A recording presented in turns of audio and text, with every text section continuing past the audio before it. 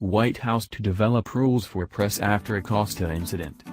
The Trump administration will develop a set of rules and processes for media coverage at the White House to ensure orderly conferences and decorum. White House Press Secretary Sarah Sanders made the announcement after a federal judge temporarily ordered the White House to restore the hard pass for CNN journalist Jim Acosta on November 16. District Court Judge Timothy Kelly ruled that the White House violated Acosta's Fifth Amendment right to due process and granted CNN's request to restore the reporter's hard pass while the court case is pending. Today, the court made clear that there is no absolute First Amendment right to access the White House. In response to the court, "We will temporarily reinstate the reporter's hard pass," Sanders said in a statement. "We will also further develop rules and processes to ensure fair and orderly press conferences in the future. There must be decorum at the White House." President Donald Trump told reporters that the new rules will limit the number of questions each reporter gets. Decorum. You can't take 3 questions and 4 questions. You can't stand up and not sit down, Trump said. "We want total freedom of the press. It's more important to me than anybody would believe," the president added. "But you have to act with respect when you're at the White House, and when I see the way some of my people get treated at news conferences, it's terrible. So we're setting up a certain standard, which is what the court is requesting." The White House revoked Acosta's hard pass on November 7, after he refused to give up a microphone during a presidential press conference and mistreated a White House intern who attempted to retrieve the device. CNN argued in a lawsuit, PDF, that the White House violated Acosta's First Amendment right to free speech, Fifth Amendment right to due process, and a protection against arbitrary and capricious acts by the government codified in the Administrative Procedure Act. Judge Kelly only ruled on CNN's arguments relating to the Fifth Amendment. "Let's go back to work," Acosta said to reporters after the hearing.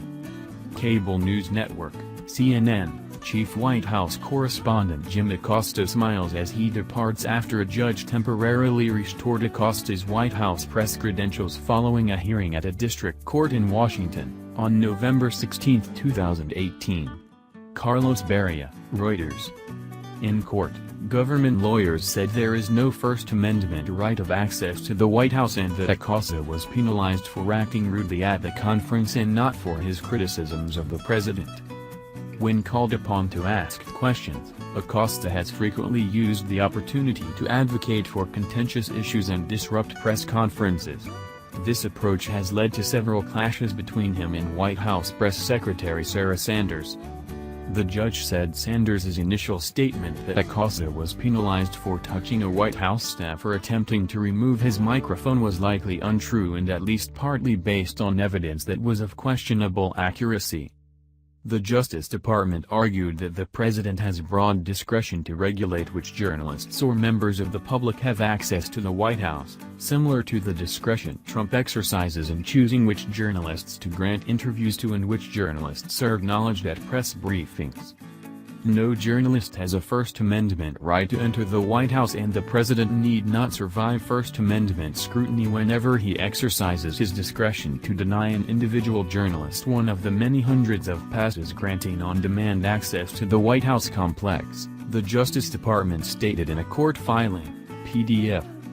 While some media outlets describe Acosta's hard pass as his press credentials, the hard pass is one of several ways the press can access White House press conferences. A reporter may apply for daily and weekly passes. Compared to the temporary credentials, a hard pass grants reporters access to certain areas of the White House not otherwise accessible. In explaining why Acosta's pass was revoked, Sanders said he had his hands on a young woman just trying to do her job as a White House intern. "This conduct is absolutely unacceptable. It is also completely disrespectful to the reporter's colleagues not to allow them an opportunity to ask a question," Sanders said at the time. The White House Correspondents Association, Reporters Committee for Freedom of the Press, RCFP, The New York Times, Fox News, and other organizations supported CNN in the lawsuit. The court brief by RCFP, PDF, specifically alleged that the actions of the White House were retaliatory and meant to intimidate the press. One American News Network, a national cable news network, filed in brief opposing CNN and siding with the White House. Claimed of Acosta's history of interruptions, unnecessary and excessive consumption of time with his grandstanding, and obstructive conduct toward his colleagues should have been addressed by CNN and the WHCA some time ago, W. Bruce Del Valle, a lawyer representing OAN, wrote in a brief, PDF, for the court. The actions taken by the White House are reasonable and justified to maintain an environment for press to function unhindered and reflect steps which should have been taken long ago by CNN.